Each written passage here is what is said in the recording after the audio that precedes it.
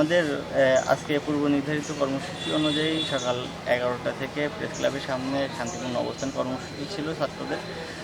সেখান থেকে আমরা বিভিন্ন জায়গা থেকে শহরের বিভিন্ন প্রান্ত থেকে জড়ো হওয়ার চেষ্টা করছিলাম, কিন্তু প্রতিমধ্যে প্রত্যেকটা জায়গায় পুলিশের বাধার সম্মুখীন হই, অনেককে আটক করে রেখে দিয়েছে। এবং আমরা যখন প্রেস ক্লাবের সামনে কিছু মানুষ জড়ো হই, তখন আমাদের সেখান থেকে ডিবি এবং পুলিশ থেকে আমাদেরকে সরিয়ে নিয়ে যাওয়া হয়।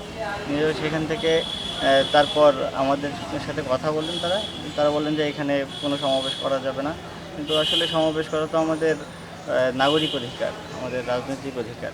তো ওই জায়গা থেকে আমাদের অধিকার ক্ষুণ্ণ হচ্ছে। আর এইভাবে পুলিশ যদি আমাদের এইভাবে আটকাতে পারবে না আমাদেরকে। আমরা আমাদের রাজপথে সংগ্রাম চালিয়েই যাব।